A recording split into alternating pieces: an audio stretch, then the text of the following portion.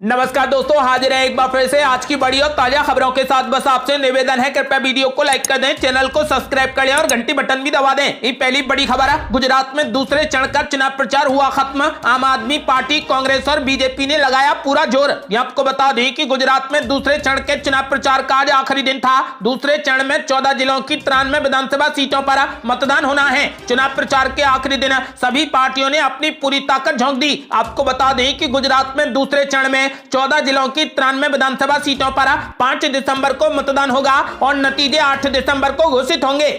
अगली बड़ी खबर, यूपी उपचुनाव के लिए भी थमा चुनाव प्रचार। आखिरी दिन दिग्गजों ने झोंकी पूरी ताकत। आपको बता दें कि उत्तर प्रदेश में विधानसभा और लोकसभा सीटों पर उपचुनाव हो रहा है। इनमें मैनपुरी लोकसभा के साथ साथ रामपुरा और मुजफ्फरनगर की खतौली में विधानसभा के लिए उपचुनाव है। इन सभी सीटों पर 5 दिसंबर को वोटिंग होगी और 8 दिसंबर को परिणाम घोषित किए जाएंगे। शनिवार को इन तीनों सीटों पर चुनाव प्रचार खत्म हो गया। ऐसे में अन्य दलों के साथ साथ समाजवादी पार्टी और भारतीय जनता पार्टी ने अपनी पूरी ताकत उपचुनाव में झोंक दी है। सपा संरक्षक मुलायम सिंह यादव के निधन के बाद खाली हुई मैनपुरी लोकसभा सीट पर उपचुनाव हो रहा है। 5 दिसंबर को मतदान होगा। शनिवार को चुनाव प्रचार का आखिरी दिन था। शाम 5 बजे के बाद चुनाव प्रचार खत्म हो गया। इस सीट को लेकर सपा और भाजपा दोनों ही पार्टियों ने अपनी पूरी ताकत झोंक दी है, क्योंकि इस सीट पर पूरे देश की निगाहें टिकी हैं। अगली बड़ी खबर, राहुल गांधी के जय सिया राम वाले बयान पर बीजेपी ने बोला बड़ा हमला। राहुल गांधी को बताया नकली हिंदू। आपको बता दें कि कांग्रेस नेता राहुल गांधी ने 2 दिसंबर को बीजेपी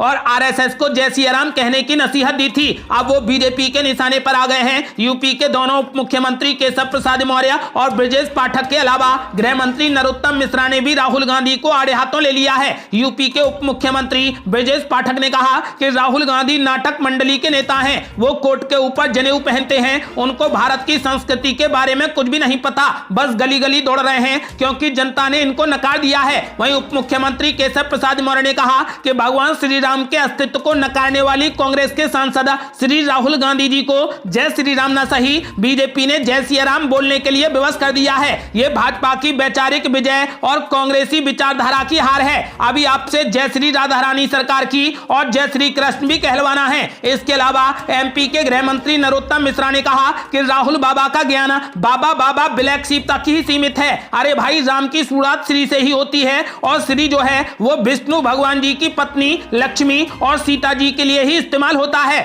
जरा इतिहास तो खोलकर देख लें। वहीं शहनवाज हुसैन ने कहा कि बीजेपी को राहुल गांधी के सर्टिफिकेट की जरूरत नहीं है। उन्होंने राहुल गांधी पर नकली हिंदू का तंज कसते हुए राहुल गांधी को चुनावी हिंदू करार दिया है। अगली बड़ी खबर, गुजरात में भाजपा ने दूसरे चरण के लिए झोंकी पूरी ताकत। प्रचार के मोर्चे पर पिछड़ी आम आदमी पार्टी। आपको बता दें कि गुजरात के पहले चरण में कम मतदान की वजह से भाजपा, कांग्रेस और आम आदमी पार्टी तीनों चिंतित हैं। हालांकि तीनों का दावा है कि वे सरकार बनाने जा रहे हैं। बहरहाल 93 सीटों पर 5 दिसंबर को होने वाले मतदान से पहले भाजपा ने प्रचार में पूरी ताकत झोंक दी है। बृहस्पतिवार और शुक्रवार को पीएम मोदी ने मैराथन रोड शो किए। मोदी ने शुक्रवार को भी कनकराज, पाटन, सोजित्रा और अहमदाबाद में 4 चुनावी जनसभाएं की। वहीं केंद्रीय गृह मंत्री अमित शाह ने बेचराजी, बीजापुर और गांधीनगर दक्षिण में चुनावी रैलियां की और वडोदरा में रोड शो किया। चुनाव के शुरुआती दौर में सबसे ज्यादा उत्साहित दिख रही आम आदमी पार्टी दूसरे चरण में प्रचार के मोर्चे पर पिछड़ती हुई दिखाई दे रही है। काफी हद तक इससे पीछे कम मतदान का मनोवैज्ञानिक दबाव भी है। माना यही जाता है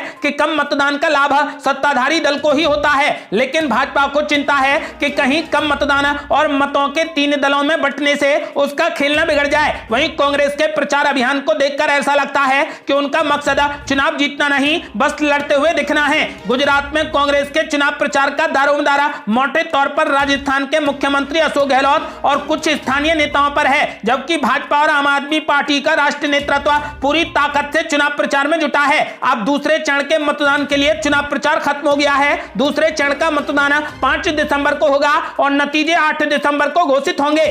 अगली बड़ी खबर, गुजरात में असदुद्दीन ओवैसी को दिखाए गए काले झंडे। अहमदाबाद के रोड शो में लगे गो बैक के नारे। आपको बता दें कि गुजरात विधानसभा चुनाव की राजनीतिक जंग अब दिलचस्प होती जा रही है। आए दिन गुजरात में कुछ ना कुछ नया देखने को मिल रहा है। एक तरफ नेताओं की बयानबाजी है तो दूसरी तरफ नेताओं को विरोध का भी सामना करना पड़ रहा है। गुजरात की कुछ सीटों पर चुनाव लड़ रही AIMIM को अहमदाबाद में जबरदस्त विरोध का सामना करना पड़ा। शुक्रवार को असदुद्दीन ओवैसी अहमदाबाद में रोड शो कर रहे थे और इस दौरान उन्हें में काले झंडे दिखाए गए। मिली जानकारी के मुताबिक रोड शो को साहबपुर मिल कंपाउंड के पास काले झंडे दिखाए गए। रोड शो में ओवैसी के साथ में जमालपुर से एआईएमआईएम के उम्मीदवार साबिर काबलीवाला और उनके सैकड़ों समर्थक भी थे। स्थानीय लोगों ने रोड शो में ओवैसी गो बैक के नारे लगाए। मीडिया रिपोर्ट्स में यह भी दावा किया जा रहा है कि स्थानीय लोगों ने कांग्रेस के समर्थन में भी जमकर नारेबाजी की। और बड़ी खबर, असदुद्दीन ओवैसी ने राहुल गांधी पर बोला बड़ा हमला। बोले राहुल गांधी मेरे सामने 5 मिनट नहीं टिक पाएंगे। जो आपको बता दें कि जमालपुर में रैली के दौरान ओवैसी ने राहुल गांधी पर जमकर हमला बोला। उन्होंने कहा कि तुम्हारा वो विधायक नकारा है जो 5 साल से इस विधानसभा की जनता को धोखा दे रहा है। ओवैसी ने कहा कि अगर राहुल गांधी को बहस के लिए बुलाएंगे तो वो 5 मिनट भी मेरे सामने टिक नहीं पाएंगे। ओवैसी ने आगे कहा कि हमारी सच्चाई के सामने कांग्रेस का झूठ चकनाचूर हो जाएगा, हमारी जुबान के सामने कांग्रेस के लोग गूंगे बन जाएंगे। आपको बता दें कि असदुद्दीन ओवैसी ने जमालपुर की रैली में राहुल गांधी पर जबरदस्त हमला बोला। उन्होंने कहा कि राहुल गांधी मेरे सामने 5 मिनट तक टिक नहीं पाएंगे। अगली बड़ी खबर, मनीष सिसोदिया ने दिल्ली वासियों से कर दिया बड़ा वादा। कहा कर्मचारियों को समय पर वेतन भुगतान होगी हमारी प्राथमिकता। आपको बता दें कि दिल्ली नगर निगम के 250 वार्डों पर मतदान होने में कुछ ही घंटे का समय बचा है। ऐसे में आम आदमी पार्टी 3 सालों से एमसीडी पर कायम बीजेपी को नगर निगम की सत्ता से बेदखल करने में पुरजोर कोशिशें कर रही है, तो वहीं बीजेपी भी अपनी जीत को दोबारा दर्ज करने के लिए हर अथक प्रयास कर रही है। दोनों ही पार्टियां अपने अपने वादों से जनता को लुभाने में लगी हुई हैं। बीते दिन नगर निगम के चुनाव प्रचार करने के दौरान मनीष सिसोदिया ने दिल्ली वासियों से बड़ा वादा किया है कि यदि वो नगर निगम की सत्ता में जीत दर्ज करते हैं तो उनकी यही प्राथमिकता होगी कि सफाई कर्मचारियों को समय के अनुसार वेतन भुगतान किया जाए। इसके अलावा दिल्ली की सड़कों पर बने गड्ढों की भरपाई की जाए। इसके अलावा साफ सफाई पर पूरा ध्यान दिया जाए। अगली बड़ी खबर, बरुद्दीन अजमल ने फिर से दिया विवादित बयान। बोले मुस्लिम फॉर्मूला अपनाए हिंदू, 18 साल में कर दें लड़कियों की शादी। ये आपको बता दें कि असम के नेता बरुद्दीन अजमल ने कहा कि हिंदुओं को मुसलमानों की तरह कम उम्र में शादी करनी चाहिए। उन्होंने कहा कि हिंदुओं को अपनी आबादी बढ़ाने के लिए मुसलमानों का फॉर्मूला अपनाना चाहिए। बरुद्दीन अजमल ने कहा कि मुस्लिम मर्द 20 से 22 साल में शादी कर लेते हैं, जबकि मुस्लिम लड़कियों की शादी 18 साल में होती है, जो कि कानून द्वारा तय की गई उम्र सीमा है। जबकि दूसरी ओर हिंदू 40 साल से पहले 1, 2, 3 अवैध बीबियां रखते हैं, बच्चे होने नहीं देते, चर्चा बताते हैं, मजा उड़ाते हैं। बरुद्दीन अजमल ने कहा कि 40 साल के बाद माता पिता के दबाव में या फिर कहीं फंस गए तो एक शादी कर लेते हैं। उन्होंने कहा कि 40 साल के बाद बच्चा पैदा करने की सहालियत कहां रहती है, फिर बच्चे कहां से पैदा होंगे। एआईयूडीएफ चीफ ने हिंदुओं को मुस्लिम फॉर्मूला अपनाने की सलाह दी। उन्होंने कहा कि हिंदुओं को भी अपने बच्चों को 20 से 22 साल में शादियां करानी चाहिए। लड़कियों की शादी 18 से 20 साल में करानी चाहिए। इससे देखिए आपके यहां भी कितने बच्चे पैदा होंगे, लेकिन गलत काम नहीं करना चाहिए। आपको बता दें कि असम के मुख्यमंत्री हेमंत बिस्व शर्मा के आरोपों पर भी एआईयूडीएफ चीफ ने प्रतिक्रिया दी है। बता दें कि हेमंत बिस्व शर्मा ने दिल्ली में एमसीडी चुनाव प्रचार के दौरान कहा था कि भारत को आफताब जैसे व्यक्ति की नहीं बल्कि भगवान राम जैसे व्यक्ति की जरूरत है, प्रधानमंत्री नरेंद्र मोदी जैसे नेता की जरूरत है। इस पर बरुद्दीन अजमल ने कहा कि हमारे मुख्यमंत्री आज देश के शीर्ष नेताओं में से एक हैं, तो उन्हें कौन रोक रहा है। आप भी 4 से 5 लव जिहाद करिए और हमारी मुस्लिम लड़कियों को ले जाइए, हम इसका स्वागत करेंगे और लड़ाई भी नहीं करेंगे।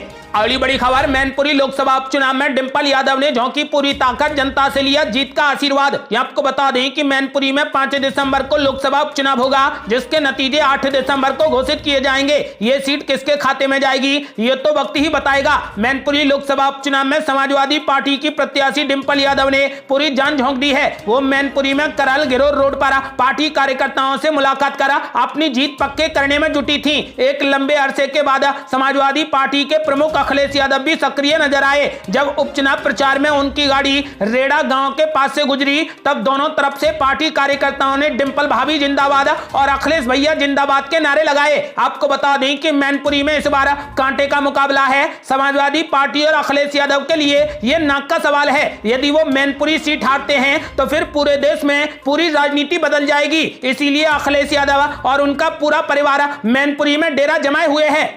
अगली बड़ी खबर है, एमसीडी चुनाव की तैयारी पूरी, सुबह 8 बजे से डाले जाएंगे वोट। ये आपको बता दें कि दिल्ली राज्य चुनाव आयोग ने 4 दिसंबर को होने वाले एमसीडी चुनाव के लिए समय निर्धारित कर दिया है। चुनाव आयोग के मुताबिक एमसीडी चुनाव के लिए 4 दिसंबर को सुबह 8 बजे से शाम 4:30 बजे तक वोट डाले जाएंगे। दिल्ली नगर निगम के कुल 250 वार्डों के लिए मतदान होगा, वहीं इसके नतीजे 7 दिसंबर को घोषित होंगे।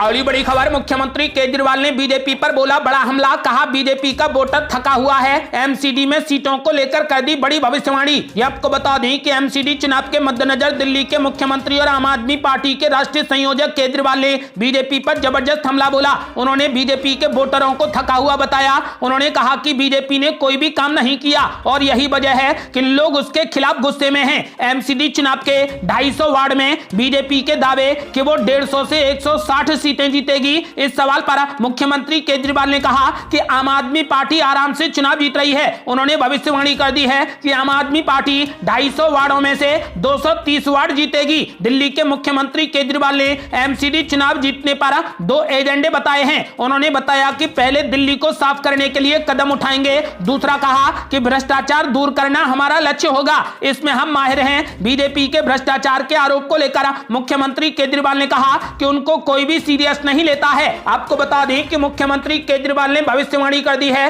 कि दिल्ली में 250 वार्डों में से आम आदमी पार्टी 230 वार्ड जीतेगी। ये थी अब तक की बेहद बड़ी खबरें। आपका क्या मानना है, इस बार एमसीडी में किसका मेयर बनने वाला है? अपनी राय हमें वीडियो लाइक कर कमेंट बॉक्स में जरूर दें। ऐसी ही ताजा और न्यू अपडेट जानने के लिए लाल बटन दबाकर हमारे चैनल को सब्सक्राइब करें और घंटी बटन भी दबा दें। जल्दी मिलते हैं बड़ी अपडेट के साथ, तब तक के लिए जय हिंद, जय भारत।